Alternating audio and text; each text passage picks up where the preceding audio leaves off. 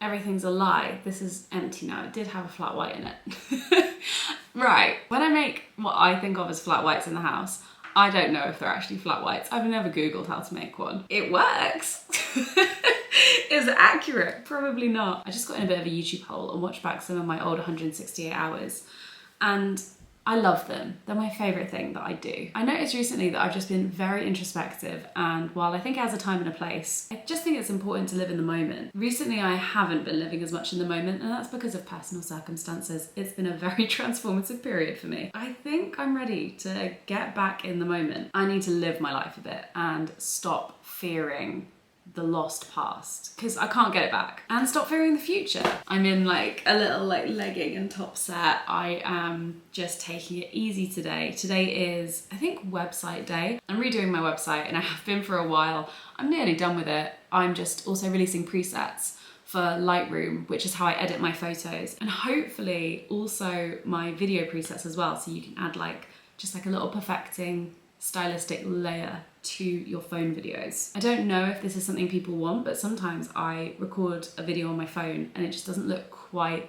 stylistically the way that I would want it to be, and so I just want something that's barely there to kind of correct it. I know I want it for TikTok when I do something more visual or aesthetic led, so I'm planning on releasing all of those and letting them be like a download. But yeah, that will all sit on my new site. And then I also want to take my film down to iCulture, and then this evening I am going to make dinner with Aviva, my old housemate. I miss Aviva so much. We don't live close anymore, but she's staying at Anushka the cat's parents' house. So it is Anushka's house, but her parents' house. Yeah, Aviva's staying there for the week to look after Anushka, and so we're gonna make some dinner there. So much to do, so little time.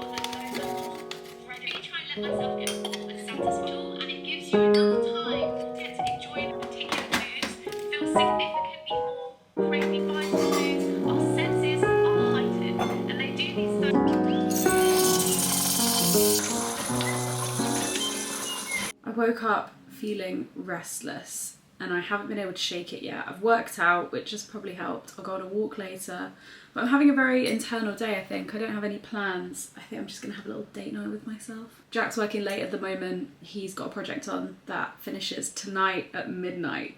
So I honestly don't think I'm gonna see him all evening. But anyway, yeah, I wanted to have a quick chat about Dan Howell's new video. In my opinion, it probably should have been two separate videos. I understand why it was done together, but to me, there's one video which is why I quit YouTube, and there's a second video which is what happened over the past 2 years since I quit YouTube. I find it all very interesting. The TLDR is he quit YouTube for a lot of the reasons that a lot of us cite as creator burnout. So when I asked Instagram, a lot of people had a lot of different things to say, which I think is the sign of a good video. And I chatted to some of my creative friends as well. The way Dan spoke about being a creator really resonated with me, and I think it resonates with every creator. Like, these are the pitfalls, you know, there's a load of amazing stuff and there's a lot of challenging stuff too. as with any job, there's something weird about being a creator. It's not the hardest job in the world by any means. It's just a very strange job with a lot of strange things that you don't see from the outside, and I think Dan portrays that really well. So the first thing for me was that was not the ending I was expecting, and actually that made me quite sad for someone to feel so taken advantage of by a platform, a social media platform, but to then feel stuck with that platform and like you can't leave because it's the only place you can post the things you want to post. If you're starting as a creator, they always say do not just commit to one platform. It moves at the whims of whoever is bringing the money in. The second thing that really struck me was just how invested he was in one idea, and how not only did he hedge his bets mentally, but he also hedged his bets financially on this one project. And I understand you can be very passionate about one particular project, but we live in the influencer world and in the influencer industry, which can be brutal. But if you think the influencer world is brutal, try moving into music or film or television. They are ruthless, and you can never just have one thing. Like, you can't hedge your bets on anything. I feel a constant need to be improving and to be trying to beat myself or learn something new or up my game, because I know that none of this is promised and it can vanish in a heartbeat. And so the best way to stay on top of it is to be the best version of myself and to be the best creator, and to have my fingers in many pies and be financially stable as I can. You have the influence, so it does open a door, but it doesn't guarantee that you can walk through it. We can have a little chat about Dan's video in the comments, so let me know what your thoughts were. Right, I'm gonna get on and do some work.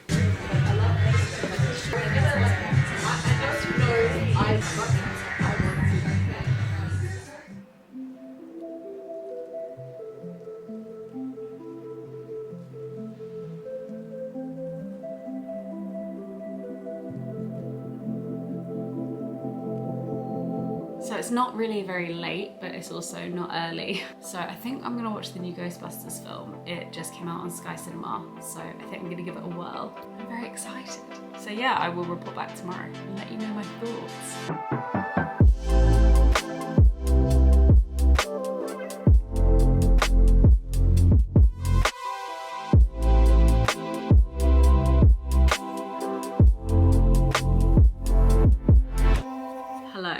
The next day, I am back on the sofa under this throw. I'm about to read my book and I have a little coffee, and it's just hit the afternoon. I think it's like 12 o'clock. I made us a nice brunch this morning, and I wanted to talk to you about Ghostbusters. Actually called Ghostbusters Afterlife. I, for one, really enjoyed it. Before I watched the film, I went to see my friend Josh, and he said, I don't think you're gonna like it because you're not a Ghostbusters fan. You haven't seen the originals. And he is a Ghostbusters fanboy. He loves it. And so I got a little worried. But actually, it was a wonderful film. I really enjoyed it. It's a good family film, and it really reminded me of Scooby-Doo sometimes.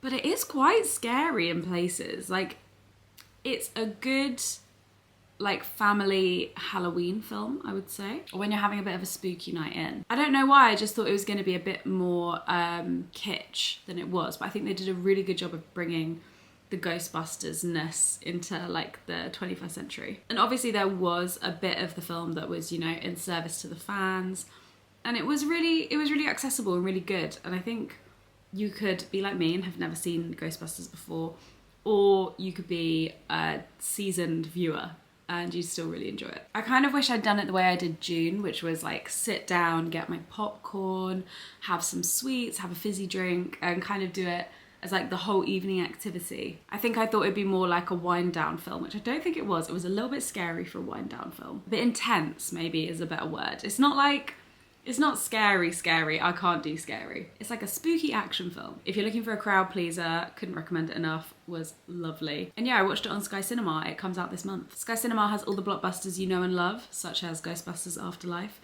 but they also have 52 Sky original films coming out across the year, which is about one a week. So there's a good range of stuff. There's family favourites, there's blockbusters, and there's some really interesting originals as well. I've watched some really good films on there so far. You might be thinking, why are you watching these films on Sky Cinema? Well, I am part of the Sky Cinema Club, where we watch a film every month and we do a little review. So yeah, each month I watch a brand new original film, or I watch a blockbuster that has gone on Sky Cinema, and have a chat about it with you. So yeah, if you'd like to learn more about Sky Cinema, I will leave a link below. Okay, I'm gonna get on and read my book. This is Girl, Woman, Other, which you've seen in every video recently. I'm really trying to finish it.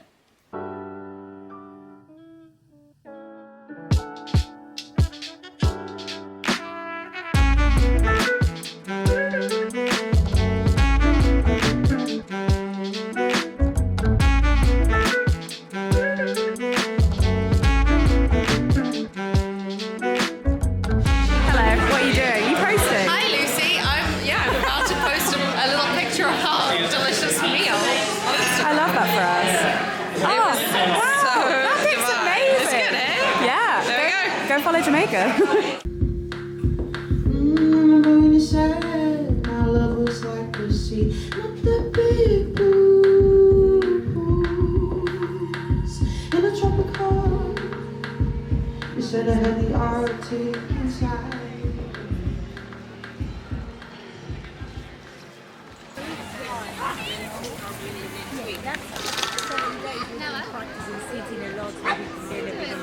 My favourite thing about this hanging laundry thing is we get like lost socks that fall down at some point.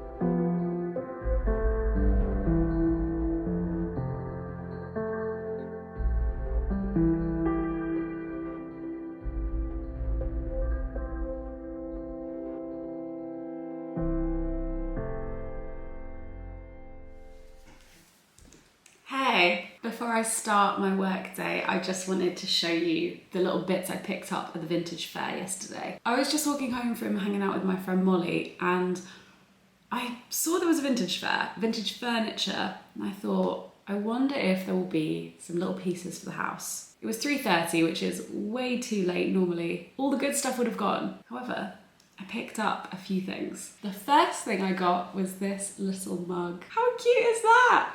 It's this little stoneware mug. I'm just having a little flat white. I think my milk is off, but if you can't tell if your milk is off, then it's not off. That's my rule. I'm looking like this because I went to the gym this morning. I'm trying to get back into spinning. I've taken a few weeks off. But anyway, yes, this is my lovely little mug. Recently at the weekends, Jack and I have got into the habit of having a little espresso, like to start our day.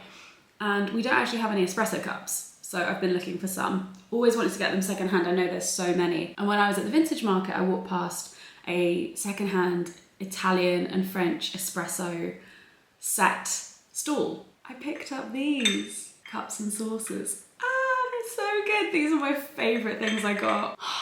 They're so cool. So this was a little find. I think these are really classic. Like I would buy these from, you know, Zara Home. Okay, my final purchase is a regrettable one because I've realised I made a grave error. Candlestick holder, right? Kind of nice. When Jack saw it, he was like, you realise that that's 100% just like a lid to a jar. This candle fits in it, but a lot of the candles we have in the house do not fit in this. I feel very silly. I was duped. It was £7. We can all laugh at my misfortune, it's fine. I have a good day planned. I think I'm gonna just try and finish off the website. I should also probably wash. Does help to shower after you go to the gym? Yeah, I made a compound butter. Well, not a compound butter, that's not the right word, is it? I'll go again. I made a whipped butter. Shout out Thomas Straker, great bloke. If this works, I'll be amazed. Perfect. Some morning thoughts. I've just realised I keep encouraging my friends to go and pursue their dreams and live their best life.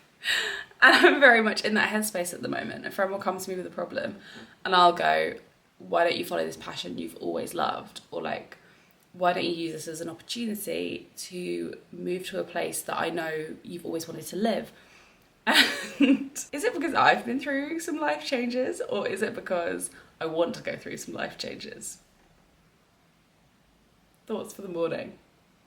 I'm back, another coffee. I've got some breakfast in my teeth. I'm just listening to the Mina Lay and Financial Diet podcast episode, and it is so interesting. They're talking a lot about luxury fashion, right? Chelsea's coming from the standpoint of luxury fashion is basically about labels and showing your wealth and, you know, this kind of thing, like posturing. And Mina's coming back in and explaining why she likes luxury fashion and talking more about the social connotations of it for her and the aspirational side of it. And I find this really interesting because for me, the first thing I think of when I think of luxury fashion is that it's a form of art. For me, the amazing thing about like fashion houses is the legacy and is the artistic endeavour. Like going to see the Alexander McQueen exhibition when it was at the V&A was overwhelming, and I suddenly kind of grasped in that moment like why luxury fashion is luxury fashion. It is playing with ideas. I'm just surprised they haven't touched on it that much, because for me that's what's so cool about high-end and like luxury fashion. Listening to the podcast as well made me reflect on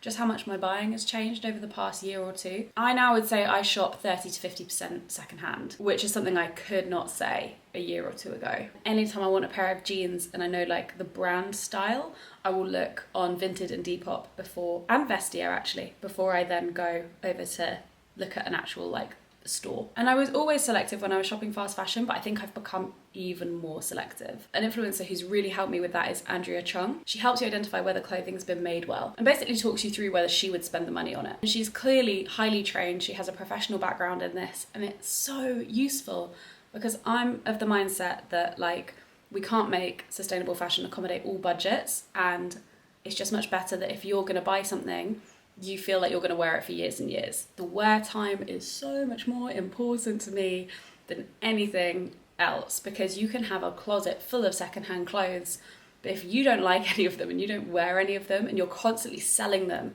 and doing this rotation, like you're doing bad things for the planet. Always happy to talk about this stuff in the comments, but if we can keep it a respectful place, that would be great.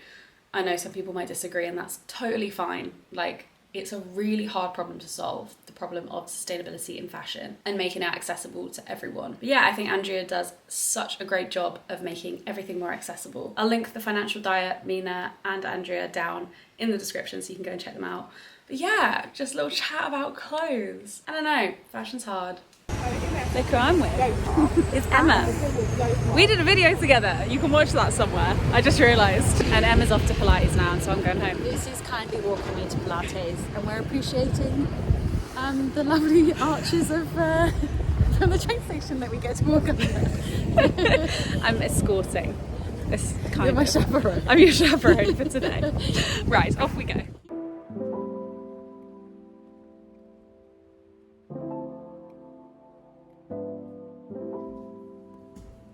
I think I've done an okay job. First time cooking chicken in a really long time.